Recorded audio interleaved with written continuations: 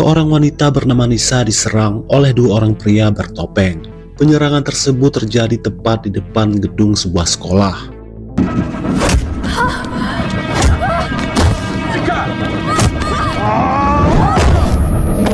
Akibat benturan keras di kepala membuat Nisa harus terbaring koma di rumah sakit. 2 bulan kemudian Nisa telah kembali pulih. Hari itu Nisa mendatangi kuil untuk berdoa. Nisa berdoa agar anaknya kembali dalam keadaan selamat. Ternyata saat diserang 2 bulan lalu, anak Nisa telah diculik oleh 2 orang pria bertopeng itu. Nisa sudah melapor ke polisi, tapi sampai saat ini kasus penculikan anaknya tidak kunjung menemukan titik terang. Mendengar semua keluhan dari Nisa, si pendeta hanya bisa menasehati agar Nisa tetap tabah dan terus berdoa kepada Tuhan. Karena cepat atau lambat, Tuhan pasti akan mengabulkan semua permintaan Nisa. Tera. Babaji, हमार पुत्र, बाबाजी ने तेरे लिए. Pada adegan lain kita diperkenalkan dengan Roni, seorang prajurit tentara yang saat ini sedang bertugas di Kashmir. Roni dikenal sebagai prajurit yang sangat tangguh, yang tidak pernah gagal menangkap para bandit pembuat onar yang mengancam keselamatan masyarakat. यहाँ तक तो ठीक था सर. एक human shield. Setelah tugasnya hari itu selesai, Roni kembali ke posnya. Kemudian Roni membaca surat dari mantan pacarnya. Ternyata pacar Roni tak lain adalah Nisa. Nisa memohon kepada Roni agar segera kembali, karena saat ini Nisa sangat membutuhkan bantuannya. Mata.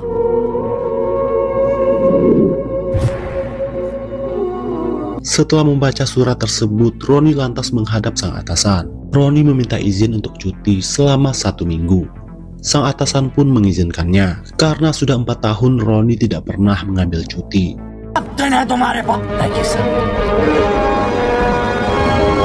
Dalam perjalanan, Roni kembali mengingat masa-masa indah di zaman kuliah, di mana saat itu Roni masih berpacaran dengan Nisa.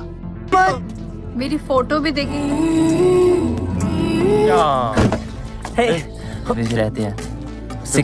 Mereka berdua saling menyayangi satu sama lain, tapi sayangnya cinta mereka berdua tidak direstui oleh ayah Nisa. Ayah Nisa menganggap Roni yang dari keluarga sederhana tidak memiliki masa depan yang cerah. Meskipun terbentur restu orang tua, Nisa dan Roni tetap menjalin hubungan secara diam-diam. Suatu hari Roni pernah berjanji dengan Nisa. Roni akan selalu ada apabila Nisa membutuhkan bantuannya. Namun pada akhirnya hubungan keduanya kandas, karena Nisa dipaksa menikah dengan laki-laki lain. Roni yang patah hati memutuskan bergabung dengan militer. Sampai saat ini Roni masih mencintai Nisa, meskipun Nisa sudah menikah dan telah memiliki anak.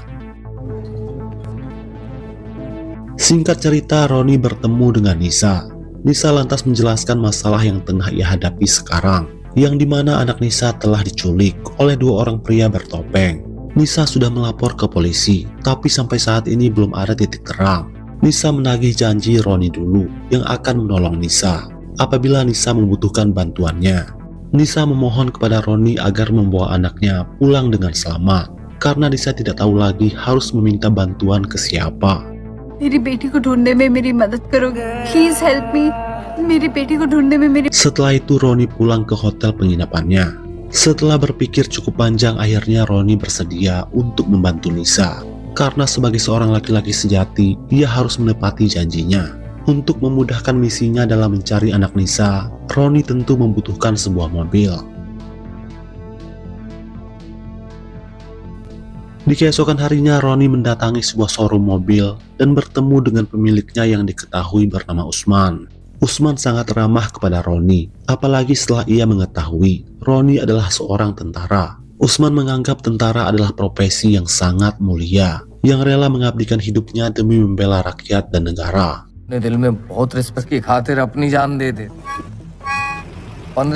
Kemudian Roni kembali bertemu dengan Nisa. Nisa sangat bersyukur karena pada akhirnya Roni mau membantu dirinya untuk mencari sang anak.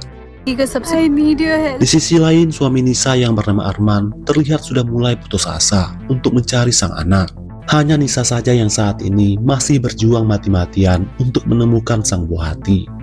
Kemudian Roni mengajak Nisa untuk kembali mendatangi kantor polisi. Karena siapa tahu sekarang polisi sudah mendapatkan petunjuk terkait identitas para pelaku yang telah menculik anak Nisa. Singkat cerita, Nisa dan Roni sampai ke kantor polisi dan bertemu dengan petugas yang diketahui bernama Samir.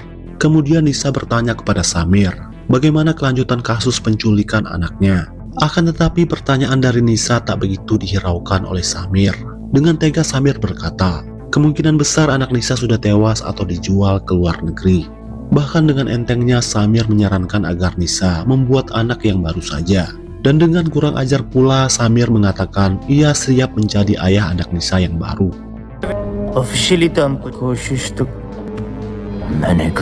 Melihat wanita yang ia cintai dilecehkan, tentu Roni sangat marah. Tanpa berpikir dua kali, Roni langsung menghajar Samir, berikut dengan para petugas yang lain.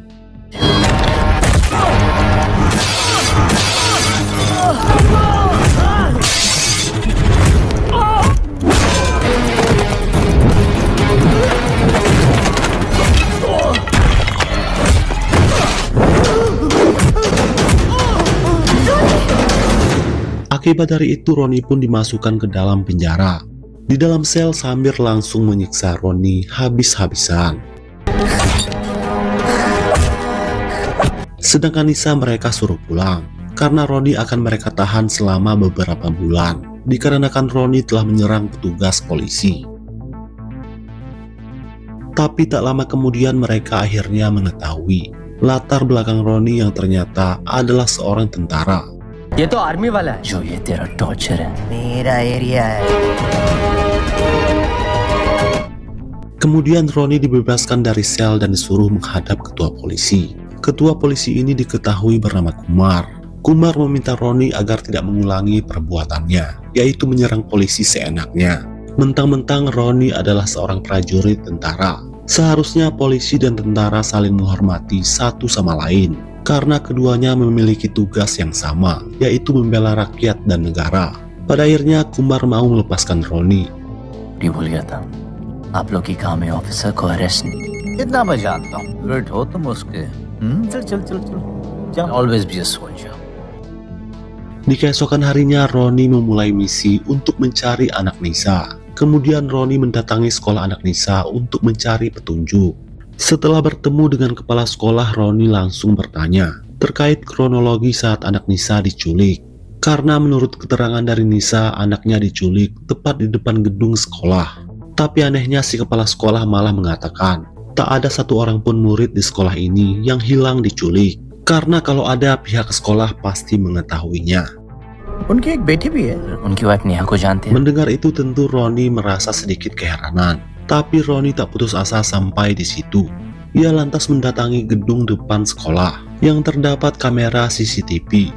Roni lantas memohon kepada yang punya gedung agar mengizinkan dirinya memeriksa rekaman CCTV di hari kejadian saat anak Nisa diculik. Tapi yang punya gedung menolak karena Roni bukan polisi dan tidak punya surat perintah. एक बच्ची किडनैप हुई. next time. चले जाइए. Setelah itu Roni menemui Nisa di rumahnya. Roni memberitahu perihal pihak sekolah yang menyangkal ada murid mereka yang diculik. Menanggapi itu Nisa mengatakan pihak sekolah memang sengaja menutup-nutupi kasus penculikan anaknya. Kemudian Roni meminta foto anak Nisa agar memudahkan Roni dalam menemukannya. Tapi Nisa mengatakan di rumah ini ia tidak menyimpan foto sang anak.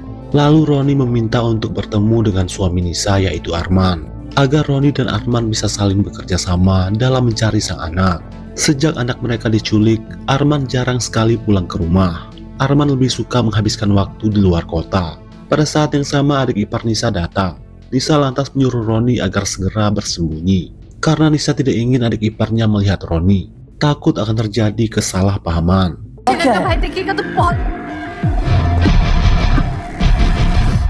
Adik ipar Nisa diketahui bernama Joe. Joe adalah seorang pecandu barang haram yang sering datang ke rumah ini untuk mengawasi Nisa atas perintah dari saudaranya yaitu Arman.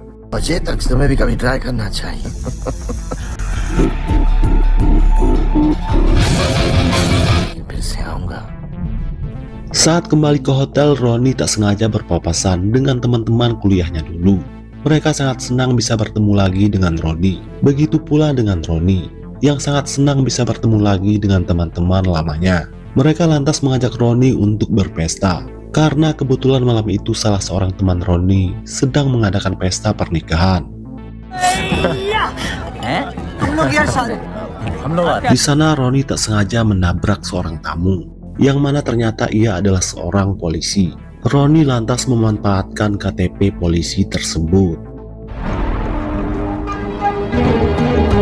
Di keesokan harinya Roni kembali mendatangi gedung depan sekolah. Dengan memakai KTP polisi, Roni dipersilakan masuk oleh si satpam untuk memeriksa rekaman CCTV. Kemudian Roni membuka rekaman hari di mana anak Nisa diculik. Tapi sayangnya rekaman dari jam 7 hingga jam 9 ternyata telah dipotong. Si satpam memberitahu, pada jam tersebut ia disuruh pulang oleh bosnya. Dan pada jam 10 adik ipar Nisa yaitu Joe mendatangi gedung tersebut. Sontak Roni pun curiga Joe terlibat dalam penculikan anak Nisa. Kemudian Roni membayar si satpam untuk mencari rekaman CCTV yang hilang. Sementara di kantor polisi kedatangan seorang petugas baru, pindahan dari kota sebelah.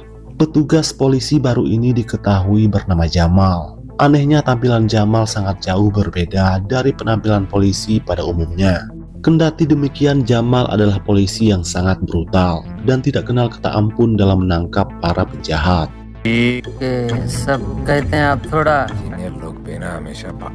Kemudian Jamal menghadap Kumar, atasannya yang baru. Kumar menyarankan agar Jamal memakai seragam polisi. Dengan begitu barulah orang-orang akan lebih menghargai Jamal. Tapi Jamal menolak karena dirinya sudah terbiasa berpenampilan seperti ini. Bagi Jamal, yang dilihat dari seorang polisi bukan hanya sekedar penampilan saja, tapi juga kinerja terbaik dalam bertugas. आपके 65 देखो LSD सीखिएगा करने के लिए ऐसे करते हैं सर तो फायदे में रहो all the best. Sementara itu Roni tengah mengikuti Joe bersama para anak buahnya. Roni mengikuti mereka sampai ke sebuah tempat sepi. Ternyata di sana Joe bertemu dengan Usman, si pemilik showroom mobil. Terlihat Usman menyerahkan sebuah tas kepada Joe yang berisi paket barang haram siap edar. Di saat Roni berusaha hendak kembali mengikuti Joe, ia malah ditodongi senjata oleh anak buah Joe dari belakang. Mau tidak mau Roni harus melawan mereka hingga terjadilah baku hantam sengit. Pada akhirnya Roni berhasil mengalahkan mereka. Kemudian Roni bertanya, apakah Joe yang telah menculik anak Nisa? Orang ini bersikeras mengatakan mereka tidak tahu apa-apa mengenai hal tersebut. Setelah itu Roni menemui Usman. Roni mengatakan ia sudah tahu kalau Usman punya bisnis sampingan, yaitu bisnis barang haram. Tapi Roni tidak peduli dengan hal itu. Roni hanya ingin tahu siapa sebenarnya Joe, dan apakah Joe yang telah menculik anak Nisa. Usman mengatakan Joe adalah orang yang sangat berbahaya, brutal dan tak kenal kata ampun. Apabila Roni ingin nyawanya tetap selamat, sebaiknya Roni tidak berurusan dengan Joe. Usman tidak yakin Joe adalah pelaku yang telah menculik anak Nisa, karena bagaimanapun juga anak Nisa adalah keponakan Joe sendiri. Sebelum pergi dari sana, Roni sempat memperingatkan Usman agar segera bertobat sebelum semuanya terlambat. इस बच्ची को ढूंढ रहा हूं मैं. स्कूल खोला मैं फिकर हो रही मेरे को तेरी. बच्ची की माँ को सालों से जान. Saat hendak masuk ke kamar hotel, Roni dihampiri oleh Anan, polisi yang waktu itu KTP-nya diambil oleh Roni. Kedatangan Anan adalah untuk mengambil KTP-nya kembali. Anan mengatakan ia adalah petugas polisi dari kota sebelah. Ia datang ke kota ini hanya untuk menghadiri pesta pernikahan saudaranya. Roni pun meminta maaf kepada Anan dan lantas mengembalikan KTP-nya. You'll have to excuse me. मैं पुलिस वालों की कंपनी पसंद. Di keesokan harinya tersebar berita di koran perihal anak Nisa yang telah hilang diculik. Yang memuat berita tersebut ternyata adalah Roni dengan mengatasnamakan Anan, yaitu si petugas polisi. Berita tersebut dilihat oleh suami Nisa, yaitu Arman.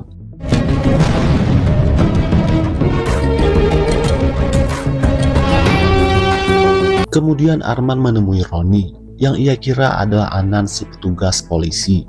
Roni sengaja menyamar sebagai orang lain di depan Arman. karena Roni khawatir Arman akan marah kepada Nisa apabila ia mengetahui kalau Nisa meminta bantuan mantan pacarnya yaitu Roni tanpa sepengetahuan Arman yaitu suaminya. Arman lantas bertanya dari mana Roni tahu anaknya telah diculik. Roni lantas berpura-pura berkata kalau waktu itu di sebuah kafe ia tak sengaja mendengar Nisa membicarakan tentang anaknya yang telah hilang diculik. Roni pun merasa kasihan dan berniat membantu Nisa mencari anaknya, yaitu dengan membuat berita di koran terkait penculikan anaknya. Mendengar itu Arman lantas memberitahu Roni terkait kejadian 2 bulan yang lalu. Saat itu Nisa yang sedang hamil dirampok dan juga dipukuli. Hingga pada akhirnya Nisa pun keguguran dan koma selama 2 minggu. Setelah pulih dari komanya, Nisa malah mengidap penyakit PTSD alias stres pasca trauma. Nisa berhalusinasi kalau anaknya telah diculik, padahal kenyataannya anak Nisa sama sekali belum lahir. Nisa hanya mengalami keguguran saat terjadi perampokan. Sejak itu Nisa terus bertanya kepada orang-orang terkait anaknya yang hilang termasuk melapor ke polisi. Mendengar ini semua tentu Roni semakin bingung mengenai apa yang sebenarnya terjadi. Pada saat yang sama Roni juga merasa kasihan dengan Nisa kalau memang benar semua yang diceritakan oleh Arman terkait Nisa yang mengalami masalah mental. हम बर्दाश्त नहीं कर पाए। I don't know how to find her. रिया नाम की हमारी कोई बेटी है ही Ronnie. नहीं ऐसा तो कुछ प्लीज फिर से कुछ ऐसा मत। Saat hendak kembali ke hotel, Roni ditelepon oleh si satpam terkait rekaman CCTV yang hilang yang sudah berhasil ia temukan. Roni yang masih penasaran ia pun bergegas pergi ke sana. Roni ingin memastikan apakah anak Nisa memang benar ada atau hanya halusinasi Nisa saja. Setelah diperiksa ternyata memang benar Nisa mengalami perampokan. Tapi di dalam mobil tersebut tak terlihat adanya penampakan seorang anak kecil. Saat itu juga Roni menemui Nisa. Setelah bertemu, Roni lantas memberitahu Nisa kalau sebenarnya anak Nisa tidak diculik, tapi keguguran saat Nisa dipukuli saat mengalami perampokan. Roni meminta Nisa agar segera menemui dokter psikiater karena saat ini Nisa sedang mengalami trauma berat. Nisa bersikeras mengatakan kalau anaknya memang benar ada dan telah diculik. Saat kejadian anak Nisa bersembunyi di samping jok mobil. Nisa mengatakan selama ini suaminya yaitu Arman tidak pernah peduli dengan Nisa dan juga dengan anak mereka. Mendengar itu Roni malah semakin marah sekaligus kecewa. Roni meminta Nisa agar menerima kenyataan dengan lapang dada. Kenyataan kalau Nisa telah keguguran. Saking marahnya Roni tak sengaja melempar kunci mobilnya. Saat hendak mengambil kunci mobilnya, Roni tak sengaja melihat tulisan pengukur tinggi badan anak kecil, yang mana itu berarti anak Nisa memang ada. Tapi di waktu yang sama Nisa malah melompat ke bawah hingga akhirnya tewas di tempat. Nisa kecewa karena semua orang menganggap dirinya gila dan tak ada satupun orang yang peduli dengan dirinya, termasuk Roni.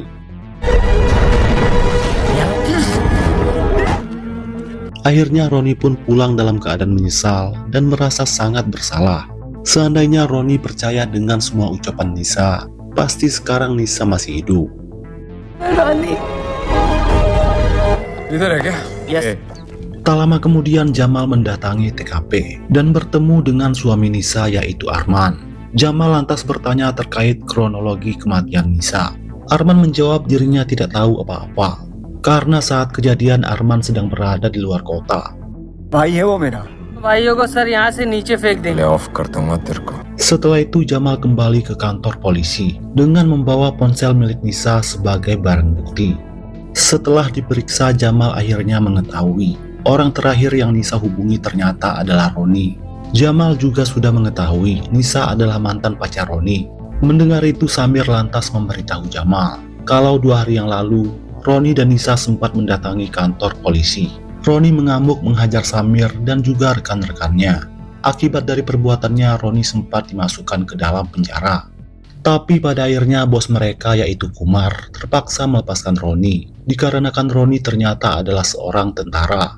Jamal mulai curiga kalau Roni adalah pelaku yang menghabisi Nisa dengan motif cemburu dikarenakan Nisa memilih menikah dengan Arman. ये रणवीर प्रताप सिंह को तुम्हें तो 4 कबाट तोड़े। वीर प्रताप का भी Berpindah ke Roni yang didatangi oleh Usman. Usman mengucapkan belasungkawa atas kematian Nisa. Usman menyesal karena waktu itu ia tidak memberitahu Roni kalau anak Nisa memang benar ada dan telah diculik.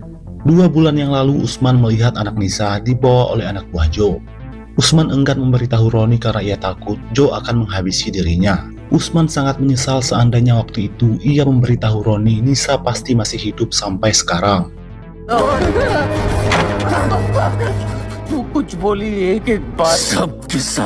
Mendengar itu tentu Roni sangat kecewa dan marah kepada Usman. Tak lama kemudian 2 orang anak buah Arman mendatangi hotel penginapan Roni. Kedatangan mereka adalah untuk menghabisi Roni. Tapi mereka malah salah sasaran. Yang mereka habisi justru adalah Anan, polisi yang identitasnya dipakai oleh Roni saat bertemu dengan Arman. Dan kebetulan pula Anan menginap di kamar hotel bersebelahan dengan kamar Roni. Mendapati Anan telah tewas, Roni merasa bersalah dan menyesal. Karena waktu itu Roni telah memakai identitas Anan sembarangan. Roni sangat yakin Anan dihabisi oleh Joe untuk menghilangkan jejak saksi. Karena Joe mengira Anan adalah Roni. Roni sempat satu lift dengan para anak buah Arman yang telah menghabisi Anan yang mereka kira adalah Roni. Tapi sayangnya Roni belum mengetahui mereka adalah pembunuh Anan. Nanti kita akan diberitahu motif Arman ingin menghabisi Roni. Di waktu yang sama Jamal mendatangi hotel tersebut untuk menangkap Roni. Untung saja Roni dan Usman lebih dulu meninggalkan hotel tersebut. Pada malam harinya Roni mendatangi sebuah klub malam untuk mencari Joe, orang yang telah menculik anak Nisa, hingga membuat Nisa putus asa dan memilih mengakhiri hidupnya. Kedatangan Roni ke sana dicegat oleh para anak buah Joe hingga baku hantam sengit tak dapat lagi dihindari.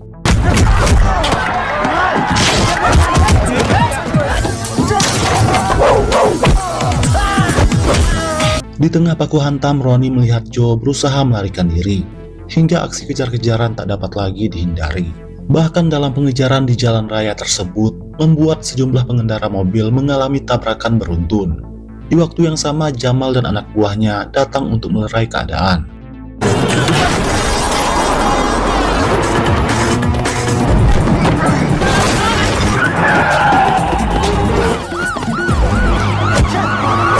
Pada akhirnya Roni berhasil menangkap Joe, tapi sialnya Roni belum bisa berbuat banyak. Karena Jamal dan para polisi keburu datang dan lantas meringkus Roni dan Joe. Di dalam sel, Roni berteriak memaki Jamal dan para polisi lainnya. Roni kecewa karena polisi justru malah menangkap dirinya. Padahal Joe lah penjahat sebenarnya yang telah menculik anak Nisa. Saking marahnya Roni sempat mencaci maki para polisi yang kerjanya tidak becus. Mendengar itu Jamal pun emosi. Ia lantas masuk ke dalam sel dan lalu menyerang Roni.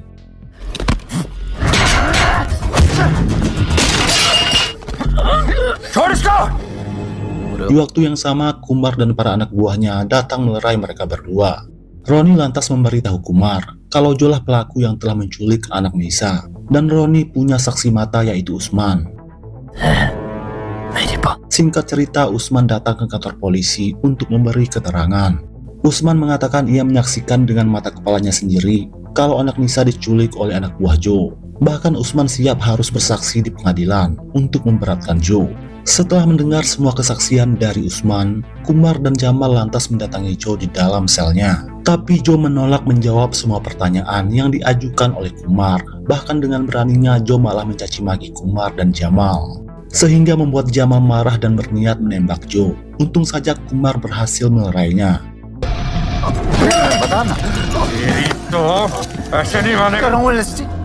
Tapi dengan sigap Joe malah meraih pistol Kumar dan berniat menembak Jamal. Karena tak ada pilihan lain, Kumar terpaksa menghabisi Joe untuk membela diri.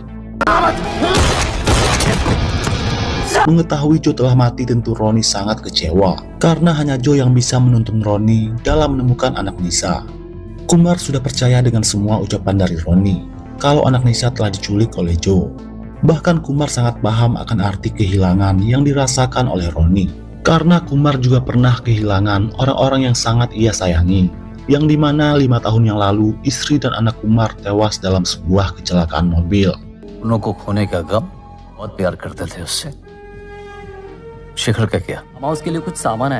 Di balik itu Usman dihajar habis-habisan oleh pembunuh bayaran yang diutus oleh Arman, dikarenakan Usman telah memberi kesaksian kepada polisi.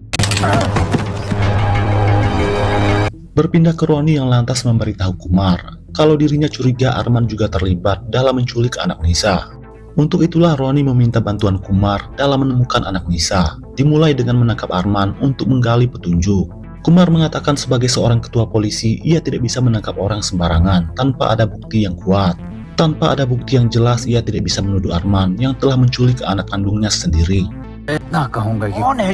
Setelah itu Roni menemui Usman yang sudah dalam kondisi sekarat. Di waktu yang sama Roni diserang oleh pembunuh bayaran yang diutus oleh Arman yang masih berada di sana. Tapi pada akhirnya Roni berhasil menghabisi mereka.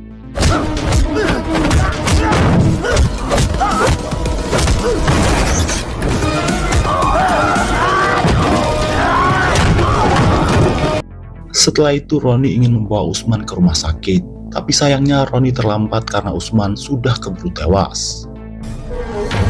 Dari ponsel pembunuh bayaran akhirnya Roni mengetahui kalau ternyata Kumar terlibat dalam penculikan anak Nisa. Si pembunuh bayaran yang sekarat lantas memberitahu Roni alamat markas Kumar yang berada di tengah hutan, di mana markas tersebut dijaga oleh pasukan yang bersenjata lengkap. Tapi Roni yang terbakar amarah dendam tak peduli dengan semua itu. Ia lantas mendatangi markas Kumar hanya dengan seorang diri saja. Setibanya di sana Roni sempat dicegat oleh Samir dan para anak buahnya. Tapi dengan tekad yang kuat, Roni berhasil lolos.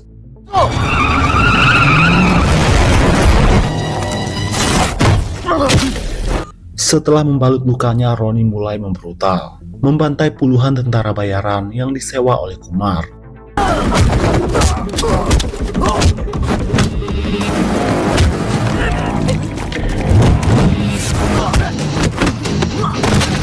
Di waktu yang sama, Jamal dan pasukan polisi juga telah bersiap-siap untuk menyerang Roni. Tak lama kemudian atasan Roni datang, menyarankan agar Jamal dan pasukan polisi tidak menghalangi Roni, karena Roni pasti akan menghabisi mereka semua satu persatu walau hanya seorang diri saja. Karena sebagai atasan ia tahu betul seperti apa brutalnya sosok Roni. Apalagi hutan adalah tempat yang sangat nyaman bagi Roni untuk membrutal dengan bebas.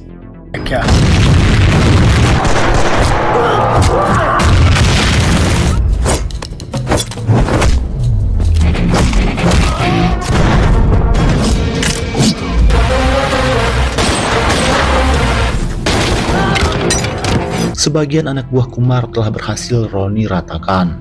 Tak putus asa sampai di situ, Kumar langsung memerintahkan anak buahnya untuk menghabisi Roni lewat jalur udara. Tanpa rasa takut sedikit pun Roni melompat ke dalam helikopter tersebut. Setelah berhasil masuk, Roni lantas membantai semua orang yang ada di sana.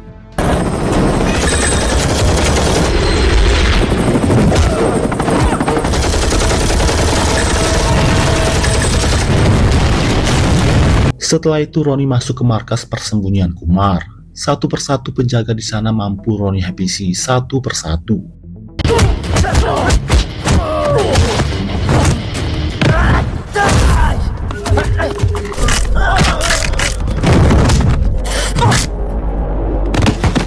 Tapi sialnya Roni yang lelah dan terluka berhasil ditembak oleh Kumar dari arah belakang. Setelah itu Kumar langsung menceritakan semuanya dari awal. Kumar mengatakan dirinya adalah bandar barang haram yang berkedok ketua polisi. Selama ini Kumar bersekongkol dengan Arman, yang merupakan pengusaha transportasi. Perusahaan milik Arman dimanfaatkan oleh Kumar untuk menyelundupkan produk barang haramnya keluar kota. Suatu hari Kumar memergoki anak buah Arman bersiap akan menghabisi anak Nisa. Untung saja Kumar berhasil menyelamatkannya. Kemudian Kumar berhasil meyakinkan Arman agar memberikan anak Nisa kepadanya sebagai pengganti anak Kumar yang tewas karena kecelakaan. Setelah kesepakatan dibuat, Kumar mengatur rencana untuk membuat Nisa seakan-akan mengalami masalah mental dengan membayar dokter, pihak sekolah, hingga satpam depan gedung sekolah agar mereka semua tutup mulut terkait anak Nisa yang diculik dan membuat pengakuan palsu kalau anak Nisa sebenarnya tidak pernah ada, sehingga membuat semua orang menganggap Nisa sebagai orang gila setelah bangun dari koma. Mendengar itu Roni pun semakin murka, sehingga tanpa ampun ia lantas menghajar Kumar.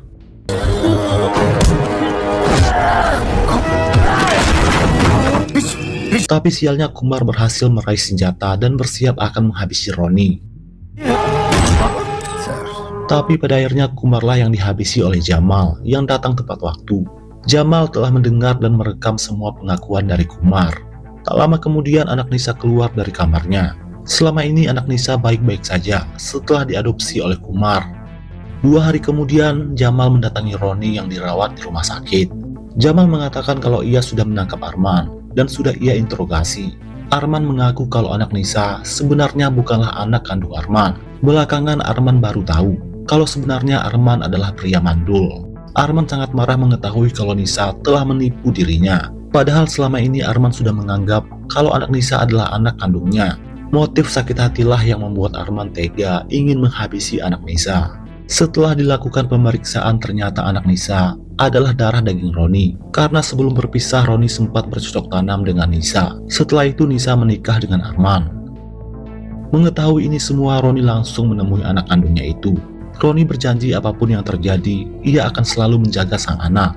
Berada di dekat si anak kandung, Roni bisa merasakan kehadiran Nisa yang tersenyum bahagia. Setelah itu film pun selesai.